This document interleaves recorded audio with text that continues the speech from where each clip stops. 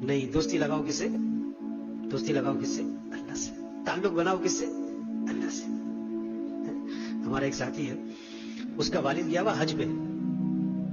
حج پہ فون کر رہا ہے بیٹے کو کہ بیٹا وہ جو فلاں افسر ہے نا اس کو بکرا دے کے آؤ, بکرا عید آ رہی ہے نا, کیا دے کر بکرا دے کے آؤ. اب یہ دیندار تھا بیٹا, انہوں نے کہا ابا جی ابھی اچھا دے دوں گا. دوسرے دن فون آیا, بیٹا بکرا دیا ہے؟ ابا جی دیکھ رہا میں. تیسرے دن چوتھے دن یہ ٹرکھائی جائے. ابا جی سمجھ گئے کہ اس کا ارادہ کوئی نہیں ہے. ابا جی نے خوب ڈانٹ پلائی اسے, تمہیں پتہ نہیں وہ نہ کام پہن رہے, وہ تمہیں پتہ نہیں اس سے کام پڑتے ہیں, اسے کیا دے کر آؤ؟ بکرا. کہتا میں مجبور ہو گیا, ابا جی نے بہت ڈانٹ پلا دی. میں بکرا خریدا, میں اس کے دروازے پہنچا تو اس کے ملازم نے کہا کہ وہ صاحب بڑے مصروف ہیں, مہمان بہت بیٹھے ہوئے, بکرا وصول کر لیں گے, ہم صاحب کو بتا دیں گے کہ آپ کی طرف سے بکرا آیا تھا. کہتا میں نے کہا نہیں, میں نے صاحب سے مل کے جانا ہے. انہوں نے کہا بہت مصروف ہے, مہمان بہت ہیں, ٹائم بہت لگے گا. میں نے کہا کوئی نہیں, میں بیٹھوں گا. یعنی اس نے کوشش کی کہ بار بار فارغ ہو جائے. کہتے جب میں نے اشارہ کیا تو مجھے اندر لے گیا. کہتے میں اندر بولا نا, گیٹ کے اندر گیا, اندر 12 بکرے بندے ہوئے تھے. بکرے جا رہے ہیں. کیوں؟ ہمارا ایک دوست ہے, میں نے فون کیا کدھر ہو کہ اسلام آباد. میں کہا کیوں؟ کہتا وہ فلاں بریگیڈیئر صاحب کو عیدی دینے آیا ہوں. میں کہا تیرا تہلا تھا, پڑوسی کو دی تو نے. دوستی لگا رہے, کام پڑتے. ایک اور ہے, اس نے ایک وزیر کی دعوت کی, 1.5 لاکھ روپے لگایا صرف ایک وزیر کو کھانا کھلانے پہ. میں کہا تیرا دماغ خراب ہے, 1.5 لاکھ روپے تو ایک وزیر کے کھانے پہ لگا دیا. کہتا مولوی صاحب 1.5 کروڑ کا کام کرانا ہے آپ سے. دوستی لگاؤ کس سے؟ اللہ سے. تعلق بناؤ کس سے؟ اللہ سے. محبت کرو کس سے؟ اللہ سے. مانگو کس سے؟ اللہ سے. رجوع کرو کس کی طرف؟ اللہ کی طرف. دوڑ لگاؤ کس کی طرف؟ ففروا الی اللہ. اللہ فرماتے ہیں دوڑ لگاؤ کس کی طرف؟ اللہ کی طرف. گھر میں 10 عورتیں بیٹھی ہیں, چھوٹا سا بچہ ہے, پاؤں نہیں چلتا, گھٹنوں کے بل چلتا ہے, سال سے بھی کم عمر ہے, کھیل رہا ہے. اس کی خالہ بیٹھی, پھوپھی بیٹھی, چچی بیٹھی, تائی بیٹھی, نانی بیٹھی, ممانی بیٹھی, پھوپھی بیٹھی, 10 عورتوں میں اس کی ماں بیٹھی ہے, بچہ کھیل رہا ہے. جب اسے بھوک لگے, پیاس لگے تو گھٹنوں کے بل چلتا ہوا کدھر جائے گا؟ بولو بھائی, خالہ کی طرف, پھوپھی کی طرف, ماں کی طرف. میری ضرورتیں کہاں سے پوری ہوتی ہیں؟ ماں سے. تو بھائیو, سارے انسانوں کی ضرورتوں کو پورا کرنے والا کون ہے؟ اللہ ہے. تو رجوع کس کی طرف ہو؟ اللہ کی طرف.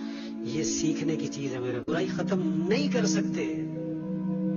آج کی پالیسی کیا ہے؟ ایک اور محکمہ بنا دو, ایک اور محکمہ بنا دو. محکمے پھر محکمہ بناؤ. محکمے میں 10 افراد تھے, 20 کر دو, 4 کیمرے لگا دو, گرلیں لگا دو. وہ اس سے نہیں معاشرہ سنورے گا. جب انسان بگڑ جائے تو اس کو کوئی چیز نہیں سنبھال سکتی. اللہ کا ڈر, اللہ کی ذات کا یقین, یہ ہے جو انسان کو سنوارتا ہے.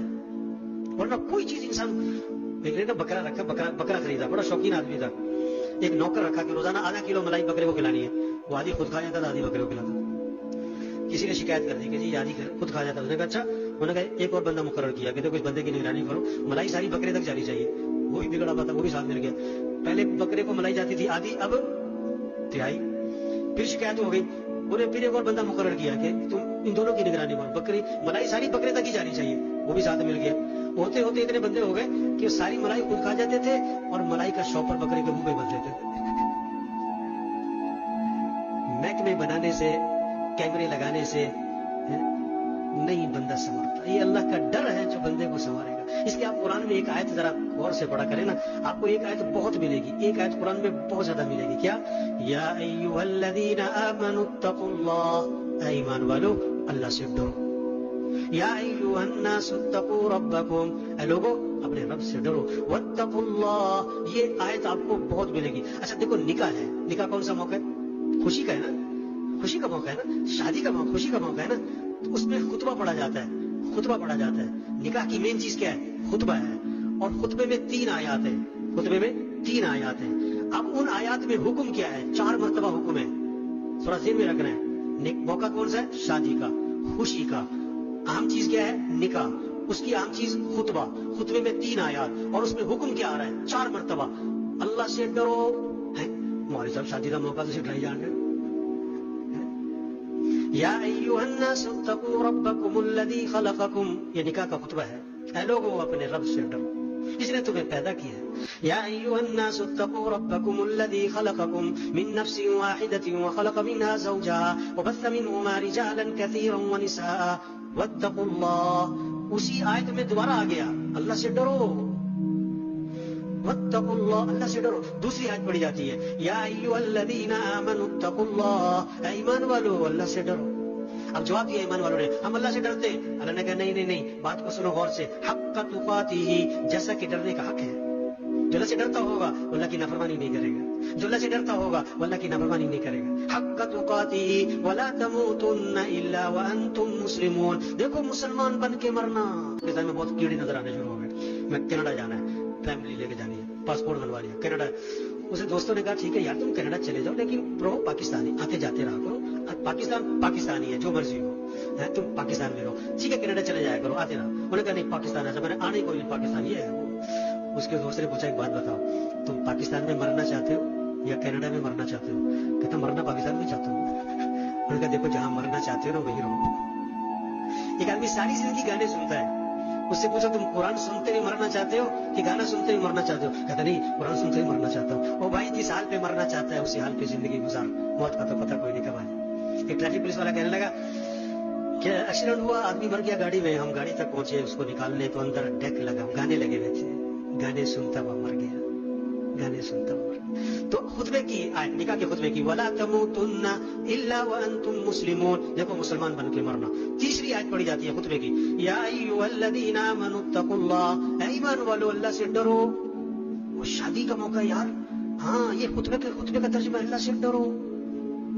اللہ کا ڈر ایسی چیز ہے جو میرے بھائیوں ہمارے معاشرے سے رشوت ختم کرے گا، جھوٹ ختم کرے گا، سود ختم کرے گا، بے حیائی ختم کرے گا، چوری ختم کرے گا، دھوکہ ختم کرے گا، ظلم ختم کرے گا. اللہ کا ڈر ہے، ورنہ نہیں ختم کر سکتے آپ.